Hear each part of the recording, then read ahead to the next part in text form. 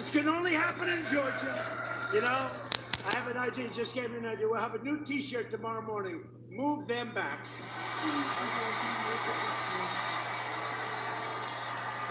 Well, we did it with, you know, we did it with this crazy Hunter Biden. Remember? Where's Hunter? I kept saying, where the hell is Hunter? Because he was gone. You know, they caught him stealing a lot of money. So he like disappeared, remember? And I said, where's Hunter? And then I said, wait a minute, that's a great idea for a t-shirt. We came out with a t-shirt, where's Hunter? It became one of the big successes of the year. Where's Hunter? We were talking today about drug prices, and you know, in this country, we have a very bad system, and we have middlemen that are very rich. And I was talking about how we're cutting out the middlemen. Oh, these are not people that like me very much. And we're going with favored nations and all that stuff. We're getting your drug prices down 60, 70, 80%. But the middlemen are making all of this money, tremendous. They're very wealthy. They don't even do anything. Frankly, at least the drug companies, they make the drug. So we're talking about the middlemen. And I say, wait a minute, I think I know one of the middlemen. It must be Hunter. Hunter Biden is a middleman. On top of everything else, China, Ukraine, Russia, plus he's a middleman. What a family. Biden's made a corrupt bargain in exchange, and that's what he's done. It's a corrupt bargain in exchange for his party's nomination, which, by the way, should have gone to Bernie. You know, Elizabeth Warren, Pocahontas, if she would have left a day before Super Tuesday, Joe Biden would not have won any of those states. They split up the vote. There was super liberal her, and there was crazy Bernie. And I say it all the time. I think Bernie Sanders is the nicest, greatest loser I've ever seen, because, no, it's true. And I mean this, and you know, we're going to get a lot of their votes because they love us on trade. Because the one thing Bernie's right on is every country in this world, including our so-called allies. Excuse me, are there any children in the house? Okay, close your ears, children. Screws us on trade. And Bernie's people know that. And Bernie's into it. The problem is Bernie wouldn't be able to do anything about it. I've done a lot about it. But you know, that's why we got a big percentage of Bernie people. And because they didn't like Hillary, but they don't like Joe. And we're going to get a lot of Bernie people, so I have to be nice to Bernie. But I consider him a really good loser because he loses with such, he's so nice about it. He loses. I mean, what she did to him was bad. But this was in a way worse because all Elizabeth Warren had to do was leave the campaign, didn't even have to endorse him, and he would have gotten votes, and he would have won every single state from Super Tuesday. And that didn't happen. And so now we have a guy with a little bit larger base, but no energy.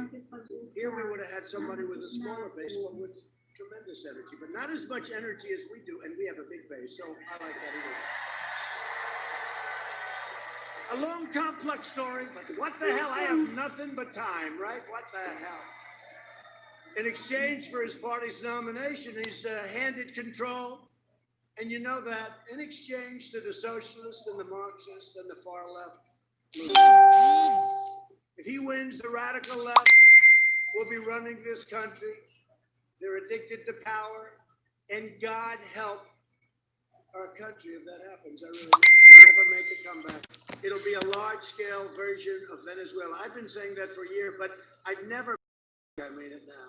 The only difference is the size, because the ideology is the same. Venezuela 20 years ago, less, was so wealthy, one of the wealthiest.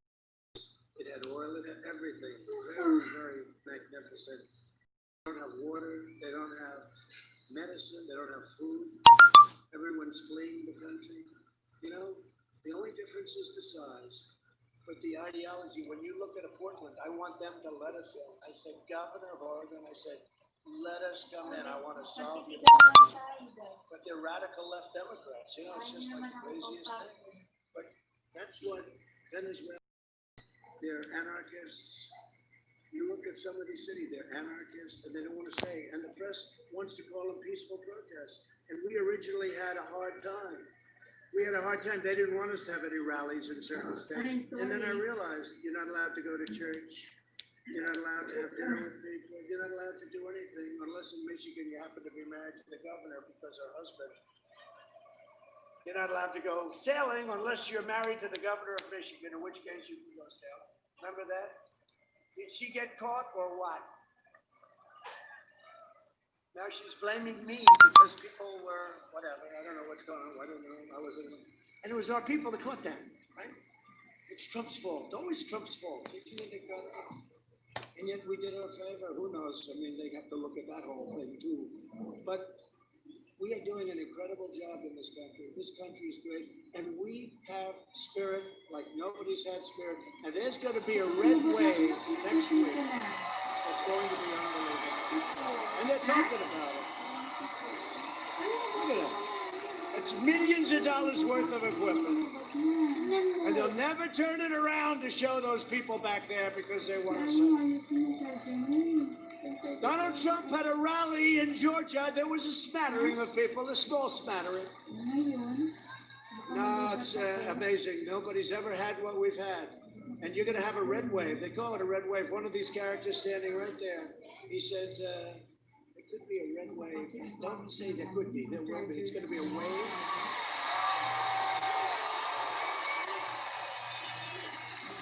And they don't want to go the phony, unsolicited ballot. You know, they send ballots out by the millions. They don't have no idea. Well, they do actually have an idea where they're going. That's what really. But we say, who's sending them? Where are they going? Who's getting them? Who's delivering them? Who's signing them? What the hell are they doing? And then if you say that, they go, he's not for freedom. He's not for freedom.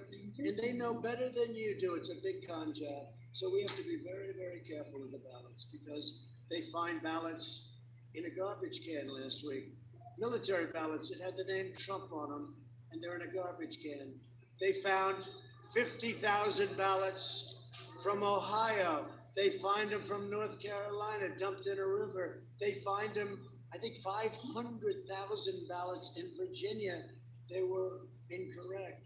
They're printing them wrong. They had one little problem on one set of ballots, thousands and thousands. They forgot to put the name of Donald Trump on the ballot. Other than that, the ballot was quite good. Okay? No, this is serious, and I'm being serious about this. These people are doing a tremendous things, and they're using COVID as the reason. You know, they're using this as a reason not to go out and vote. So we voted in World War I, where, by the way, you had a pandemic that made this look like peanuts, okay? World War I. They voted in World War I. They voted in World War II. They voted during the Great Depression. They voted. But we can't do that. You got to send in a ballot. So complicated too. They have instructions. You do the ballot, then you do this. But some of them make it nice and simple. You don't have to sign. You don't have to verify. But what they don't tell you is we've won a lot of court cases. How about you put your ballot in, and it has to be in by November 3rd. But you have 2 weeks in which to. So wait a minute. You have 2 weeks to get it. Does that mean we have to hold up the whole election? Because you know what? I want to find out who won or lost. I want to find out legitimately who won or lost on November 3rd. I'm not looking to find out. I'm not looking to find out on November 19th or on December 1st or on 2 years from now. And if you take a look at some of these ballot schemes, in New York, we had a third-grade politician named Carolyn Maloney, who I know very well. She used to come to my office all the time for campaign contributions. But she won a race. The number of ballots missing, they have no idea. Her opponent, who could have won, it was very close, but they declared her the winner. But her opponent has gone totally nuts. And you know what? He should. He should. But you look at that, you look at Patterson, New Jersey, you look at what happened in Virginia. These are all races that took place recently. And they'll say, even in 18, they had a lot of disasters. And even in 16, I didn't even know it, but they had a lot of ballots. I promise you, it will be against us. Okay? It will be against us. It will be against us. But you look at Nevada, we have a good chance to win Nevada, but they're sending ballots to everybody. The governor was a backroom politician, and I don't want him having the fate of an election. I don't think it's right that he has the fate of our most important election ever in his hands. I don't want that. So if it's wrong, law enforcement's watching, marshals or U.S. Marshals, same type of guys. He's a no people. One thing I will say, law is there on our side. And I said it. I said it during the debate with Joe. I said, Joe, name one law enforcement group that's supporting you. He couldn't do it. Then he was bailed out by Chris Wallace, right? I said, name one law enforcement. Then I said, here, Joe, just say the words law and order. Say those words, Joe. He didn't want to say it. I said, Joe, just say the words law and order. That's not hard. Joe, law and order. He couldn't say it. He wouldn't say it. Then he tried. I think he said law and order and safety and security. You know, because he has to get the vote of the radical left, and they don't like law and order. And you know who likes Trump because of law and order? These suburban women who've gone over it. I keep hearing because they want law and order. And I go, oh, look at that. Thank you. Same thing happened 4 years ago. Same thing. They said, women will not vote for Trump. Women will not. Then the election's over. They said, man, the women really came out and voted for Trump, right? But suburban women. They keep saying suburban women. And I got rid of a regulation that would have destroyed the value of your homes, okay? And would have made your homes very unsafe. With low-income housing being built all over the place, right next to your house, I terminated it. And even my people, they said, sir, you don't have to terminate, we can make it much weaker. I said, no, you don't understand. I want it terminated, and I terminated it. Suburban women, please. Thank you very much. Thank you.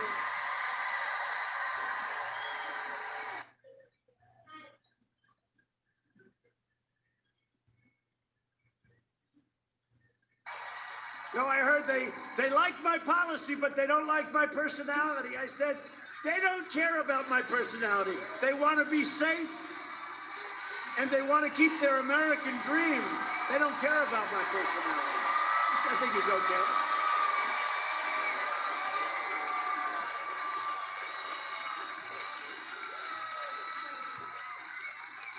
They like my personality, and I like them. I like them. I love them. The radical left is hell-bent on destroying everything that we love and cherish. You know, it's that culture stuff, right? Cancel culture. They want cancel culture. They want to get rid of our great heroes from the past. They want to get rid of our history. They want to get rid of our culture, right? I was at Mount Rushmore. They want to blow Mount Rushmore up. I said to our great governor of South Dakota, Christy, I said, Christy, it's never happening. Christy, don't worry about it. She said, you don't have to, we don't even need your help on this one. It was so beautiful, Mount Rushmore. They want to blow it up. I said, not going to happen. None of that stuff is going to happen. But I will tell you, a few months ago, if I weren't your president, you would have had the Jefferson Memorial, the Lincoln Memorial. How about Lincoln? They want to attack even Lincoln. He's probably looking down and he's saying, what the hell did I do? I was on their side, I think, right? What did I do? They want to attack the Lincoln. If I wasn't the president, they would have attacked the Jefferson Memorial. And I stopped it. I stopped a lot of things. I also saved the Second Amendment, by the way. They want to punish the middle class, expunge every last trace of traditional values, and replace the American dream with a socialist nightmare. The Democrat Party has gone crazy, but they have contempt for America. They have contempt for the United States. And I don't think Biden does, but Biden has no power. He's gone. He's gone. Up here, he's gone. The Republican Party, they're very good people, but they're not tough in terms of what values and what we stand for. They let these other people, these lunatics, get away with things. Like, you can't spy on a campaign, you can't try and take over a duly elected president of the United States and get caught. And when you get caught, you have to suffer the consequences. It's very simple. Joe Biden and the Democrat socialists will kill your jobs, dismantle your police departments, and you see that going all over Seattle and all. And by the way, Seattle, so they knew we were going in the following day. So the night before, they raised their hands and they left. Okay, very simple. I said, that's it. Whether they like us in there or not, we're going in. They took over a big piece of the city, and they weren't going to do anything. They knew we were going in. And so the night before, they said, these are little facts that I give you just to give you because that's the way it works. They're supposed to ask us, the governors are supposed to ask us. But these radical left, if you look at Republican-run states and cities, they're doing phenomenally well, never done better. But if you look at these radical left, look at what happened to my beautiful New York since I left. 3.5 years, it was doing great. And I left. I'm not saying because, but maybe it is, but I left. I came to Washington. What's happened to New York, what they've done to that incredible city and state is so sad. Look at Chicago. Look at what's going on there. Look at what's going on. Atlanta. Look at Atlanta. It's so sad what's going on. And these are radical left, no bail, no cash bail, no nothing. I mean, you kill somebody, no problem, no problem. They're going to have to get their act together. They're going to have to get their act together because we're not going to put up with it much longer. They want to dissolve your borders, release criminal aliens, raise your taxes. And by the way, I'm cutting your taxes big. Biden, this guy. No, Biden wants to substantially raise your taxes. And then he says, well, I'm only talking about people. I said, no. He wants to terminate the tax cuts that we gave you. So that's $2,000. And then you look at the energy cuts and you look at the child tax credit and you look, it's $1,000 each. And you look at all, it's $7,000, $8,000, $9,000 a family. Well, if you're going to terminate it, that means it's $9,000. Well, I don't know about that. Then he pulls out a piece of paper and he starts reading it out of his. Did you see that he did that yesterday? He pulled out a piece of paper because he couldn't remember any of the numbers. He pulls out, and George Stephanopoulos is sitting there watching this. He didn't treat me as nice, so I did him 2 weeks ago too, and he was okay. He was fine. It is what it is, right? He's going to ask me a question, right? You know the expression? He asks you a question, I give him an answer. That's all you can do, right? You can't do any better than that. But they were nasty, pretty nasty, and not terrible, but pretty. The last night she was out of line. I mean, in my opinion, she was out of line. And look, as I said, just relax, take it nice and easy. But when you watch the one the week before, it's such a difference. The beauty is the people of our country get it. They're smart. They get it. They get it better than NBC owned by Comcast, C-O-M. I call it Comcast. It used to be Com. They spend a fortune on public relations, and I come along and call them Comcast. It's a con job. They want to confiscate your guns, drive God from the public square, and abolish the suffrage. That's what they want. To defend our Constitution from this madness, I proudly nominated Judge Amy Coney Barrett to the United States Supreme Court.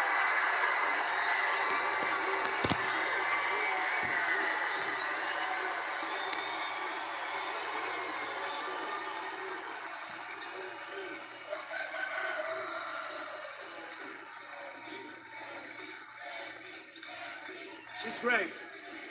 She's so smart. She's so smart, right? She's done a great job. And she went through it, no problem. And they came at her. It was like your Atlanta team when they were good a couple of years ago. How the hell did they lose that Super Bowl? How the hell did that happen? I keep thinking, man, if you own that team or you worked for that team, that was a long shot. But it's one of those things. But that was like that team playing a high school football team, right? She was so much more talented than those people that were trying to embarrass her. And she was cool as hell. The coolest was, do you have notes? Right? A blank? No. She doesn't need to write down notes. I don't have notes either, right? And most of this has been off this teleprompter, because if it was on the teleprompter, many of you would say, this is a little boring. Let's get out of here, Sam. Last night, Biden refused to rule out court packing. In other words, they may take 16, 17, 18 people. He'll pack the court with radical left judges who will shred your Second Amendment, disarm law-abiding citizens, and protect terrorists and violent criminals. I won the ban from jihadist countries or other countries. If people are bad, we don't want them in. So I went for the ban. Everybody said, but I won. I won in the Supreme Court. And you know what? We don't want people that can't love our country. We don't want people that are going to hurt our country. So I have a ban, very controversial. And we won at the United States Supreme Court. And we don't let people in from certain countries that are going to look to do bad things to us. Pretty amazing what's happened, isn't it? Biden's agenda would also be a catastrophe for Georgia seniors. Seniors. Do we have any seniors in the House? Right? We're proud to be seniors, right? For years, Biden tried to cut your Social Security, you know that, and your Medicare. Now Biden is pledging mass amnesty and free health care for illegal aliens, decimating Medicare and destroying your Social Security, because that's what's going to happen. You know, we all have a heart. I say this all the time. I mean, I have a heart. I don't want to hurt people. But once you say, come in, you're going to get free health care. You're going to get free education. The whole world is going to want to come into our country, and we're not going to be able to even come close to affording it. I have to take care of our seniors. I can't take care of millions of people that had no intention of coming here before these maniacs made these pledges. He'll bankrupt these programs to finance the left. Open borders. They want to take, actually, you know, we're just finishing up the walls, I said. They want to take the wall down, some of them. Down the wall. This wall is a dream. It goes deep and it goes high. A lot of bad people aren't coming in because of it. They want to take it down, many of them. Well, I'm president. No one will touch your Medicare. No one will touch your Social Security. Under my leadership, we're delivering a safe vaccine and a rapid recovery. I love the recovery because here I am. I mean, that's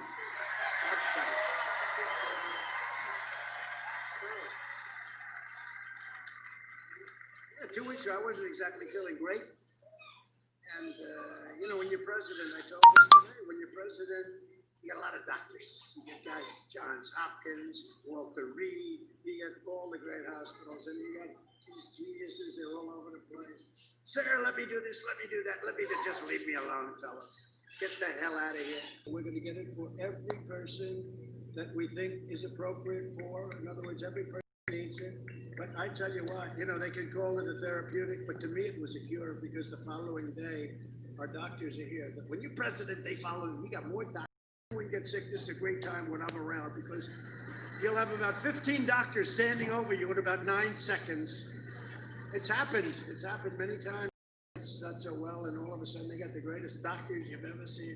They do a fantastic job. But this was all developed just very recently, months ago.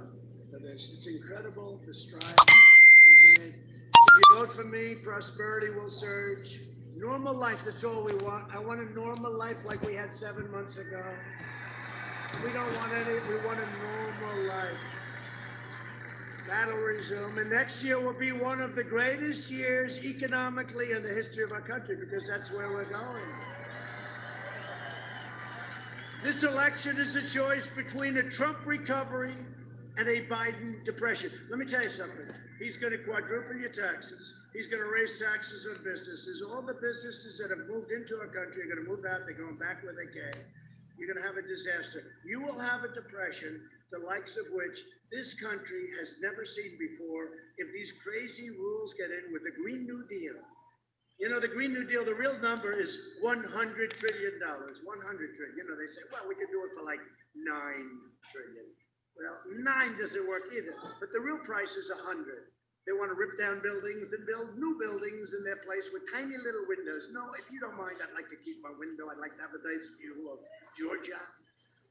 No, no, think of it. $100 trillion. So, if we had an unbelievable economic surge that lasted 100 years without a problem, we wouldn't make $100 trillion. This is the craziest thing done by AOC plus 3, who knows nothing about the environment. She doesn't know. She's got a great line of bullshit. That's about it. Oh, it's true. She knows nothing about the environment.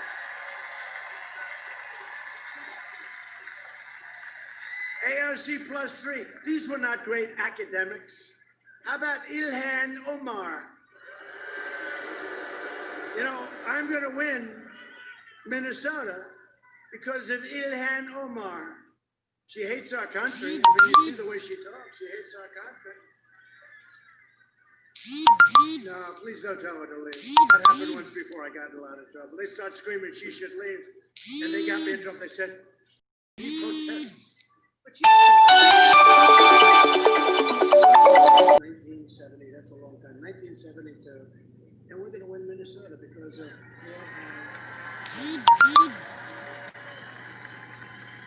well, having Minneapolis ripped down, burned down, and then we come into Berlin, and they should have called us on day one. Day one. The problem is they keep waiting. They wait till. How about the CNN reporter? I think his name's Velchi, the shaved head, nice shaved head. Maybe I'll try that someday. I don't know. My poll numbers might go down, or they might go up. You never know. Maybe they'll go up. But he's standing there. This is a friendly protest, and behind him, the fire is like 9 blocks long. It looks like Berlin during the worst days of their lives. The fires are raging. This is a friendly protest. Oh boy, oh boy. Then the National Guard started moving forward. He got hit on the knee with a canister of tear gas, and he went down. I've been hurt. I've been injured. These people are crazy.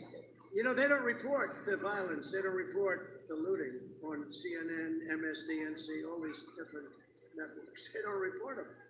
They don't want to talk about it. They want to think everything's wonderful. It's not. And the reason it's not, a lot of it is because of them. But I will deliver optimism, opportunity, and hope. And that's what we're doing. And this is why we have this kind of spirit. And I hate to say it because I don't want to insult Georgia, but it's. You can't imitate thousands and thousands of people with hundreds of people. I mean, Biden had a rally today, like 13 people showed up, and they don't talk about it. They say, Biden is here. The one guy actually made a mistake and called him Sleepy Joe. He said, that guy's job is done. But Vice President Biden is here today. He's making a speech on the environment. He has no idea what he's talking about.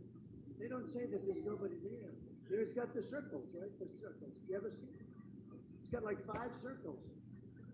And he goes there, and people are standing. And the reason that, and the circles, not only are they big, although I love the artistry because the guy really does a nice job. You know, I'm into those things. It's very neat, very round, beautiful, solid. I mean, it would be impossible to catch anything if you're in one of those circles because you're so far away. It's like. But I never joke about it. I mean, I don't think it's necessary for Sleepy Joe to constantly, you know, he walks onto a stage, the people are, number one, there's no people there. And the few people that are there are like, what, 50 yards away? And the mask is always so large, you know, it's like covers the whole thing. I shouldn't joke. I shouldn't joke because you know what? Running against the worst candidate in the history of presidential politics puts pressure on me. Could you imagine if I lose my whole life? What am I going to do? I'm going to say, I lost to the worst candidate in the history of politics. I'm not going to feel so good. Maybe I'll have to leave the country. I don't know. Biden will deliver pessimism, poverty, and decline. Our nation will decline very seriously. And again, he's been doing this for 47 years.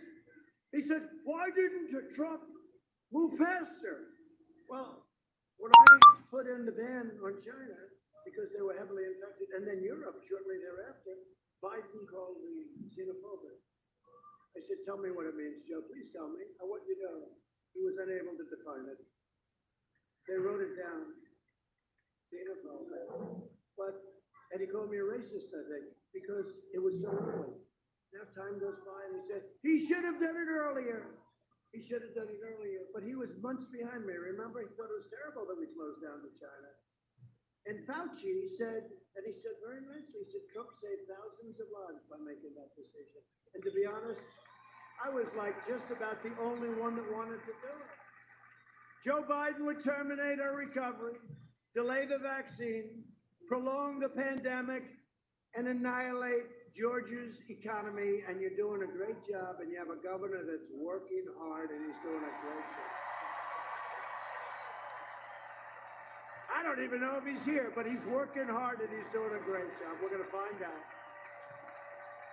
And you've got a great first lady, And we're working to safely reopen the schools. Reopen the schools.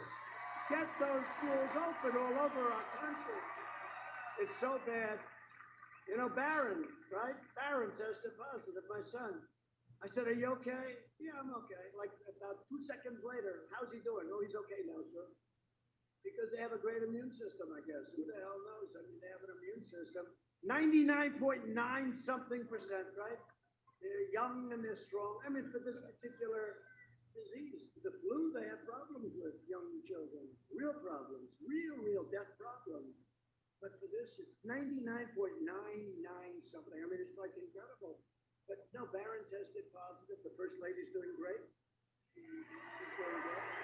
Doing a great job. And she didn't do the Regeneron thing. You know, she did it the old-fashioned way. She's got better. But Barron, much. We have to protect our seniors, and that's what we're doing. But we have to protect our seniors. We have to protect certain groups, especially our seniors where they have a heart problem or they have a diabetes problem. But we got to get our businesses open. Now, in your case, your governor was very early. He did a great job. But you look at what's happened. You look at what's happened in New York. You look at what's happening in Michigan. We won the case. You know, the court ruled it was unconstitutional. She was keeping everybody like in prison, except her husband. She was keeping everybody. No, she was keeping everybody in prison. He's doing a great job. Is it an easy job, Mark? No problem. But Biden will close your classrooms, and you know that. He actually said the other day he'll follow science. He'll fight. So that means if Fauci says close it up, he's going to close up the country. It's not going to happen. It's not going to happen. And if you look at the numbers are great. And we're going to go over that. He wants to throw your children out of the school, close up your schools, and shut down your workplace. And we're now setting records for employment, unemployment. We're setting all sorts of records economically. Europe, which has imposed punishing, horrible, really strong lockdowns, is now experiencing a massive surge in cases. You know, the fake news would say, well, look at Europe. I said, we're doing better than Europe. And now Europe is exploding. And they'll be okay. But they're exploding. Biden's plan will crush America. My plan will crush the virus. And America will be stronger than ever before.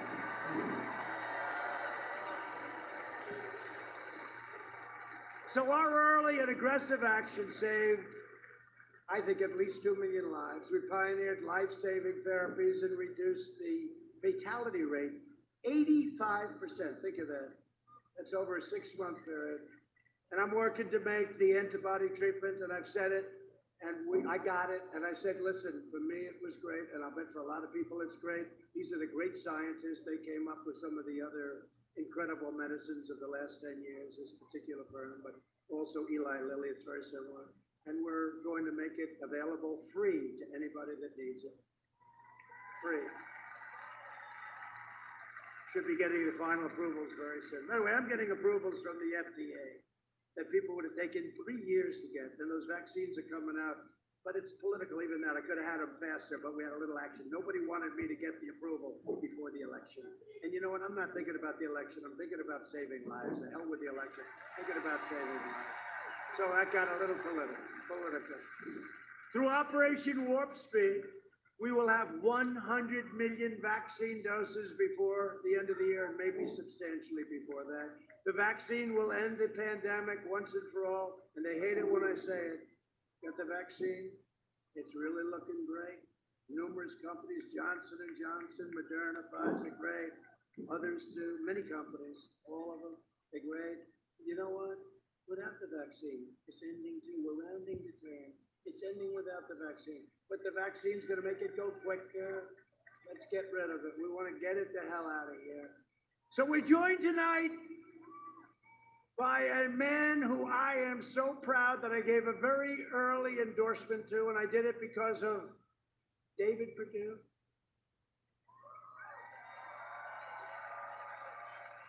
David said, Donald, Mr. President, I have somebody who's running for governor.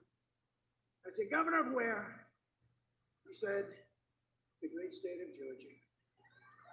I said, tell me, what's the story? He said, could you endorse him? I said, well, tell me about him. I did a little research.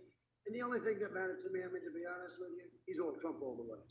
He was, before I knew him, I didn't know him. He had a very successful past, but I didn't know him. But he was very, you know, he's like Trump. He likes Trump. It's hard to endorse people that don't like you, you know? Somehow I have a little problem with that. But his name, I said, what's his name? Brian Kemp, and he's a really smart guy, really good guy, and I endorsed him. And he went on to win. And his wonderful wife, Marty, is even better than him. But I have to tell you, we campaigned together. We campaigned together. And I mean, I've never seen, we campaigned against, I guess, Stacy. And we had Oprah. You know, Oprah used to be a friend of mine before I went into politics. She'd be down at Mar-a-Lago a lot. She liked our key lime pie. She liked our key lime, but Oprah was great. She was a friend of mine. But, you know, once you do this stuff, you lose a lot of friends very quickly. But that's okay. We're going to do the right thing. And we had Barack Obama, Michelle Obama. They practically lived in Georgia. And all Brian had was Trump, and Brian won fairly easily. It wasn't that close. Brian Kemp. Great guy. And Marty, thank you very much. That's great. He's a great governor, and he was ahead of the curve. He said, we got to get this thing open here. And you know, those are the states that are doing the best. The ones that are doing these lockdowns, not to mention the problems caused with depression, drugs, alcoholism, all of the other things. So I just want to thank Brian and Marty, and it's great, and you're doing good. How am I doing, by the way, Brian? Are we going to win it? He said, we're not. I'll tell you what, I'm going to take my endorsement away from him if I don't. No, you're doing a great job as governor. Thank you very much. Brian Kemp. Thank you, everybody.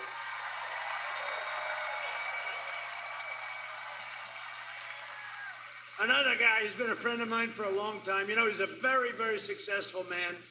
And he did what I did. He wanted to do something. He wanted to give back. He loves this state like crazy. He loves our country. And he's central casting. If I'm casting a movie and I want to pick a senator, you know what I do? I say, I got to get David Perdue to play the role. But he is respected by everybody in Washington.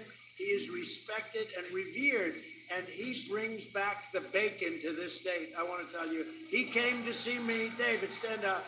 He came to see me about the farmers when they got, that's how I got involved in the whole thing and the hurricanes and all the damage. And we brought in a lot of money for our farmers in Georgia, right, David? So thank you very much. Great job. You're doing a fantastic job. And come to think of it, can't even believe, you know, the guy that's running against him, I beat him once before. 2 years ago, he was running against a very good woman, Karen, right? Karen Handel. And she's doing very well, but he was running against her, and we defeated him. And then he said, he's running against David. I said, this guy's not in the same league with David Perdue. I mean, that puts a lot of pressure on David, just like I have pressure on me. You're running against these people. It puts more pressure on you, David. It would be easier to run against somebody that was good. But he's a radical left, Schumer, Pelosi guy. He's bad on the Second Amendment. I remember when he was running, he didn't even live in the district. He's running for Congress. I said, what's going on? But we defeated him once, and I hear you're going to defeat him again. Thank you, David. Thank you. So a person who's become a friend of mine, and Brian thought she was fantastic, and I met her, and I said, the only thing is, you know, how would you handle pressure? You never know. This is a rough, mean business. And I found out she can handle pressure. She has been fantastic. She was with me 100% on the impeachment votes. She's been with us all the way, and she's a great woman, and her husband is a great man and a very successful man. That's a good thing, not a bad thing, by the way. Some people would like to say, oh, the husband's a great failure. It's much better. No, no, no. He's a really respected person, and he loves his wife, and she's a terrific person. Kelly Loeffler. Kelly. Thank you. Great job. Great job, Kelly. Great job. I mean, my only problem, she's running against another great guy. I just said, run it out. I'm backing both of them because Doug Collins is here. Where's Doug?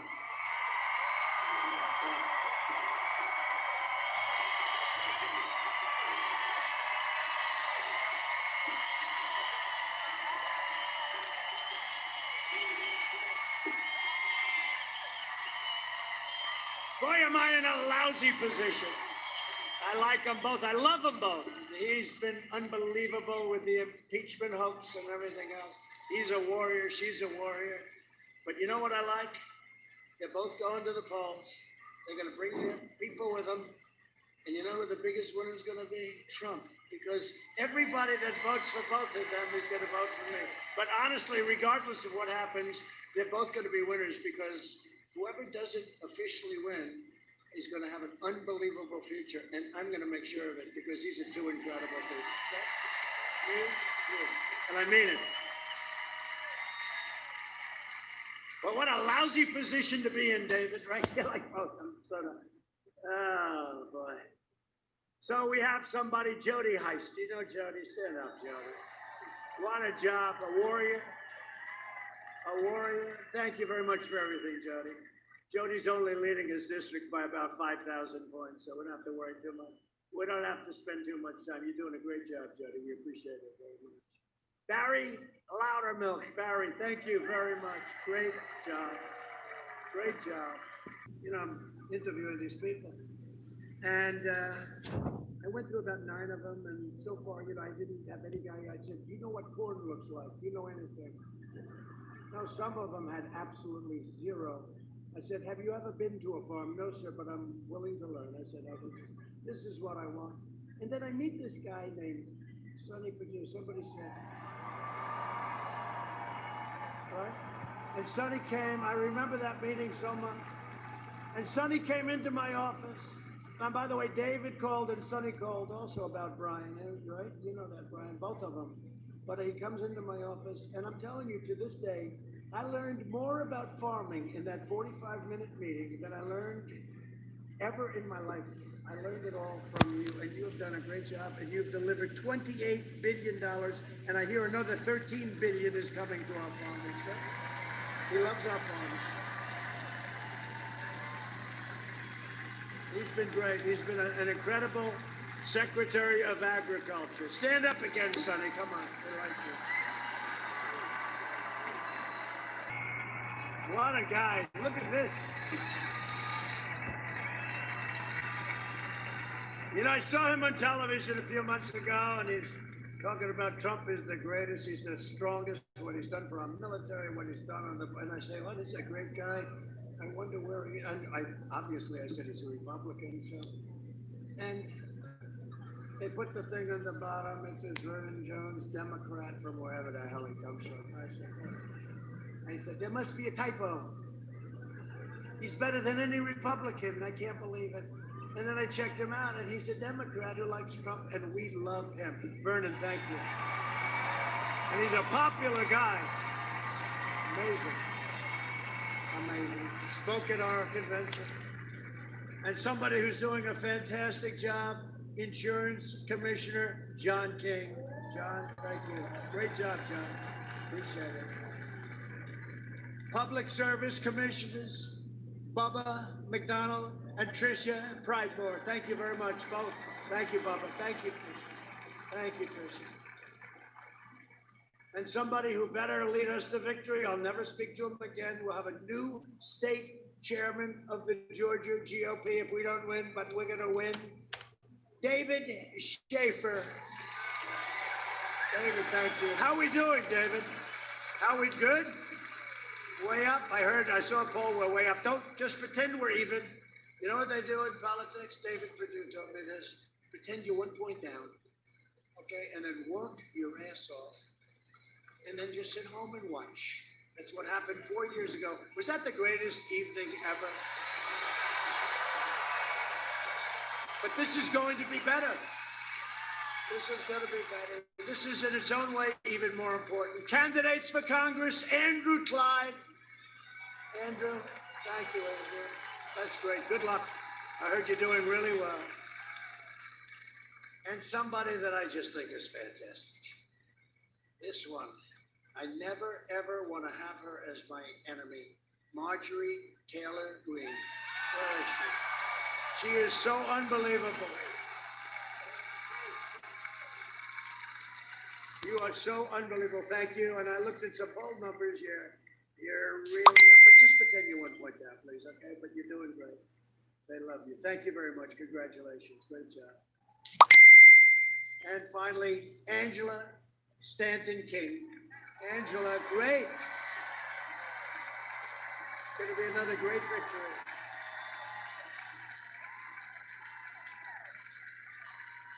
That's going to be a great victory. Thank you very much, Angela. Great job. Congratulations. And last but not least, we have a woman that won us the state of Michigan, Ronna McDaniel. You know, Ronna she was the chair of Michigan. And she kept bringing me back and back and back. And I said, who is this woman?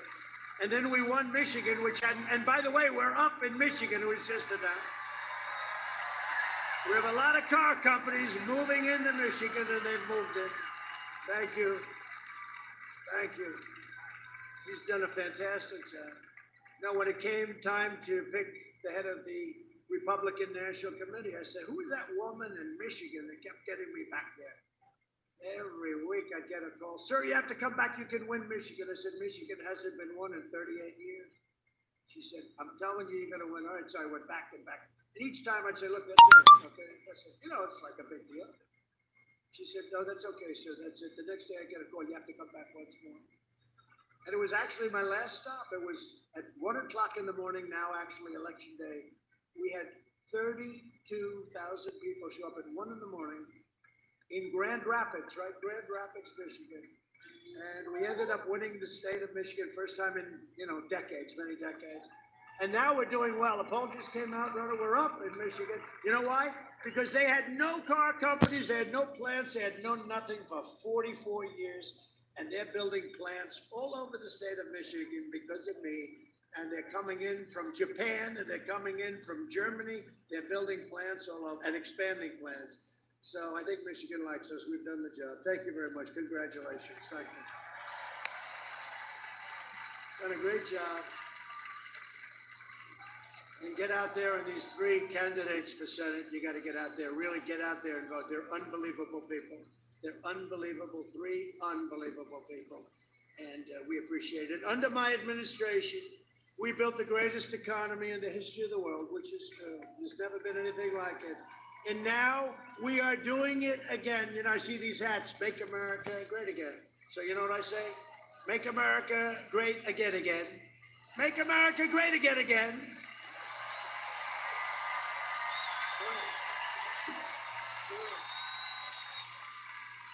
We had it done, and then the plague came in from China. We're not forgetting that, you watch. We're tariffing the hell out of them. We're getting so much money. We gave it. Our farmers were targeted. We gave it to our farmers, so that's fine. In my first 3 years, family income increased by $6,000. Think of that, $6,000 a family. More than 5 times the gains in all 8 years under the Obama-Biden administration. Remember this, and I said it today. I never even thought of it. If they were good, I wouldn't be your president. I wouldn't have run. If they were good, I wouldn't have even run, but they were horrible, so I won. If they were good and I did run, I wouldn't have won because they would have done a good job, and I wouldn't have run. They were horrible. They had Ferguson, they had all of the problems in different places. Oakland, they had tremendous. Baltimore, they had tremendous. They had nothing but problems. It was a disaster. And anyway, and the trade deals were the worst. And the Iran deal with $150 billion, we got nothing. And $1.8 billion in cash. African American income grew 9 times more, 9 times, than it did under Biden and Obama. They called up David today. They said, sir, we have bad news. What's the bad news? Obama's going to start campaigning for Sleepy Joe. I said, is that good or bad? Why is it bad? Because he campaigned harder for Hillary than she did. He was very ineffective as a campaigner to me. I thought he was very ineffective. So I think that's good news. But if you remember, you just remember this. He was a vice president for 8 years to Obama, and Obama refused to endorse him. He wouldn't endorse. You know why? Because he knows he's mentally shot. He's shot. And Obama, look, he's a patriot. And he says, you can have a guy like this. And then he ended up lucking out because Warren wouldn't get out of the race, and so they were splitting up the vote. And what did he do? He wouldn't do it. It took him forever to make the endorsement, David, right? It took him forever. And finally, because he couldn't believe it. He couldn't believe this guy won. But they said he's going to be campaigning for him. Just remember what I said. He never thought it was possible that he won. And then even after he won, he couldn't do it, but he finally got it done. To bring opportunity, security, fairness, and prosperity to Black communities, I recently announced the Platinum Plan, which is a big deal. We will create 3 million new jobs for Black Americans, increase access to capital, restore safety to every neighborhood, and we will deliver school choice, which is the most important thing. We're doing that. It's all done. Justice reform, that was me. That was not anybody else but me. They came to see me. I got criminal justice reform done, prison reform, opportunity zones done with Tim Scott from South Carolina, great senator, great man, great person. He's a great, great person. And I got all of this stuff done, opportunity zones, and we did historically Black colleges and universities. Every year, they would come up, the heads of these colleges and universities, Black colleges and universities, really good people. And after the third year, I said, how come you keep coming? Because they didn't have any deal. So every year they had to come. I said, what do you feel like? He said, one man, great guy, he said, I feel like a beggar. Because every year we'd come up and beg for money. I got them 10-year absolute funding. Historically Black colleges. Obama wouldn't do it. Biden wouldn't do it. Nobody did it. I did it. Just remember, criminal justice reform. That's the biggest thing. Biden has vowed to ban school choice in charter schools, devastating the Black community. We've spent the last 4 years reversing the damage that Joe Biden inflicted over the last 47 years with his stupidity. He backed NAFTA. He backed TPP, which would have been a disaster if I didn't stop it, and China's entry into the World Trade Organization, one of the worst things that's ever happened to our country. For decades, our politicians spent trillions of dollars rebuilding foreign nations, fighting foreign wars, countries that you've never even heard of, and defending foreign borders, but we didn't defend our own borders. But now we're finally protecting our nation, rebuilding our cities, and we are bringing our jobs, our factories, and our troops back home to the USA. About time. About time.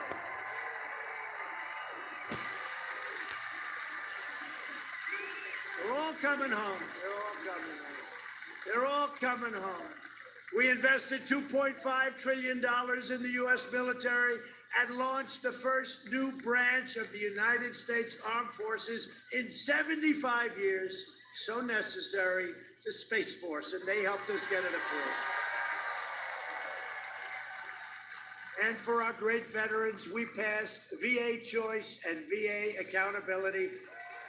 And you heard 2 weeks ago, we got a 91% approval rating from our vets. First time this ever happened. We took over 100% of the ISIS caliphate in Iraq and Syria, and when I took over, it was a mess. And we killed the leader of ISIS who was trying to reform ISIS. Al-Baghdadi is dead.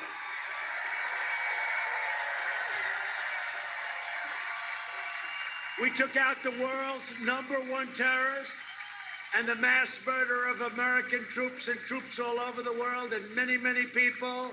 Soleimani is dead. I withdrew from the last administration's disastrous Iran nuclear deal. They spent $150 billion to Iran that they used for terror. $1.8 billion in cash. I terminated. By the way, my first phone call, if we win, will be from the head of Iran saying, let's make a deal.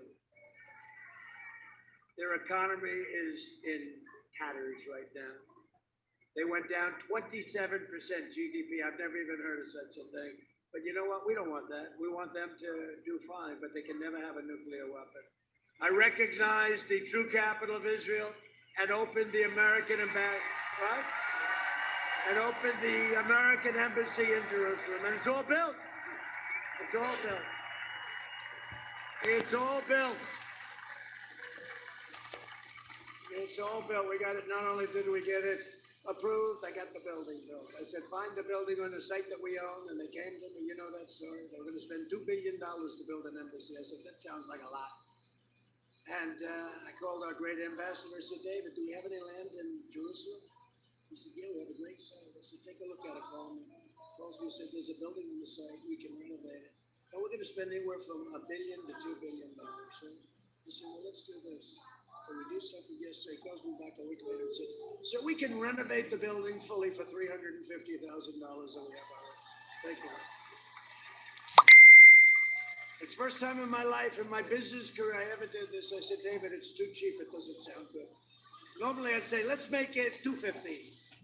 I said, David, make it like $500,000 and use Jerusalem stone. I have a friend, Ron Barron, smart guy. He's so proud. He's got Jerusalem stone in his lobby of his office building. And I said, can you get Jerusalem stone? He said, yeah, we're in Jerusalem. I said, that's good. The whole place is Jerusalem stone, and it was cheap as hell, I'll tell you. So we built this building. 52 years they were working on that. They were working on it for 52 years. I got it done in about 2.5 hours. And instead of endless war, we are forging peace in the Middle East. Blood all over the sand, right? You see what's going on? UAE, Bahrain, and we have countries lined up to sign. The fact is, I did more in 47 months than Sleepy Joe Biden did in 47 years. And now the Democrats are pushing the most far-left agenda ever put forward by a presidential nominee. The Biden plan would destroy Social Security and destroy protections for pre-existing conditions. People with pre-existing conditions are never going to get it. Their plan and this Green New Deal will destroy our country. It's crazy. You know, when I first heard it, I thought they were joking, actually. I thought, oh, not even cows do they want. They don't want cows. I think they gave up on that one, but they didn't really give up. They will never give up. Biden's running mate sponsored a bill to outlaw private health insurance. 180 million people that love their private plans, right? They love their private plans. Those plans are going to be gone. Biden vowed to terminate our travel bans on jihadist regions and surge refugee admissions 700%, opening the floodgates to radical Islamic terrorism. Your state and your country will be overrun and overwhelmed. We'll have no money, and we will indeed be another Venezuela, very large-scale version. A vote for Republicans is a vote for safe communities, great jobs, and a limitless future for all Americans. It's a vote for the American dream. It's the American dream, and we're going to have it bigger and better than we ever had it before. And in conclusion, over the next 4 years, we will make America into the manufacturing superpower of the world, and we will end our reliance on China once and for all. It's already taking place. We will hire more police, increase penalties for assaults on law enforcement, and we will ban deadly sanctuary cities.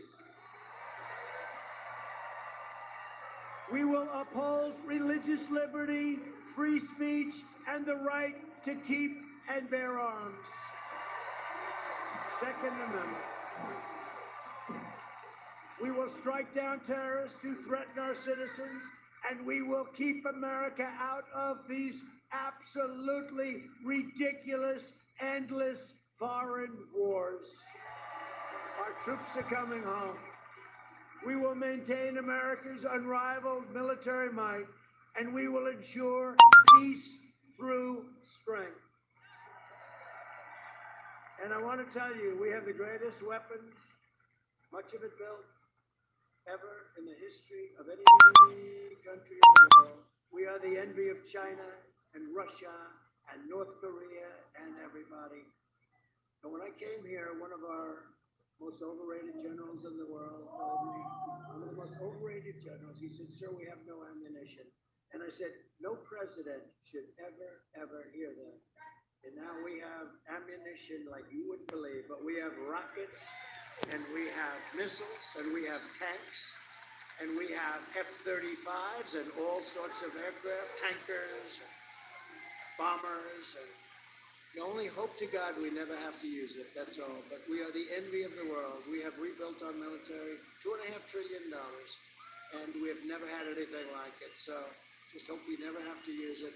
We will end surprise medical billing, require price transparency, and further reduce the cost of prescription drugs. They'll be coming down 80%, 90%, 70%. We will strongly protect Medicare and Social Security, and we will always protect patients with pre-existing conditions. So important. America will land the first woman on the moon, and the United States will be the first nation to land an astronaut on Mars, and that's moving along rapidly. And we will stop the radical indoctrination of our students and restore patriotic education to our schools.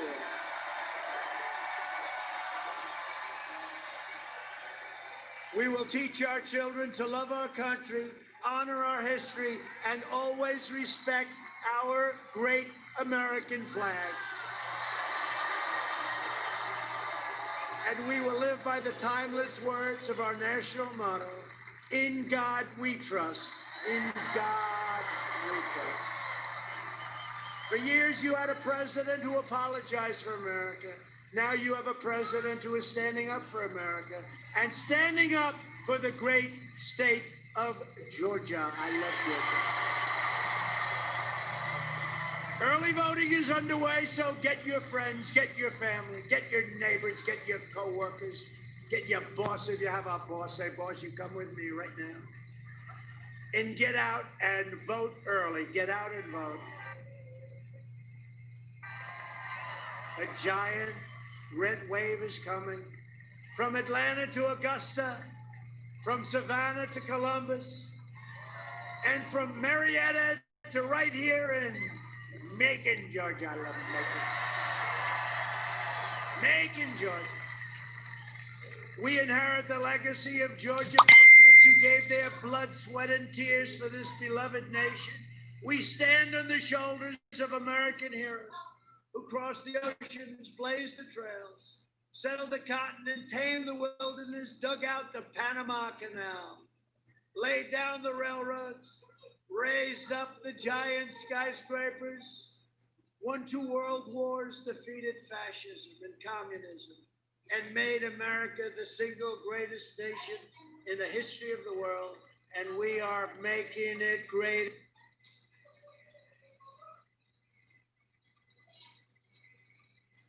Every single day. Proud citizens like you help build this country, and together we are taking back our country. We are returning power to you, the American people. With your help, your devotion, and your drive, we are going to keep on working. We are going to keep on fighting, and we are going to keep on winning, winning, winning.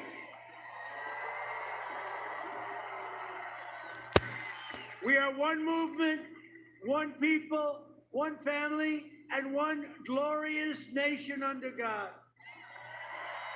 And together with the incredible people of Georgia, we have made America wealthy again.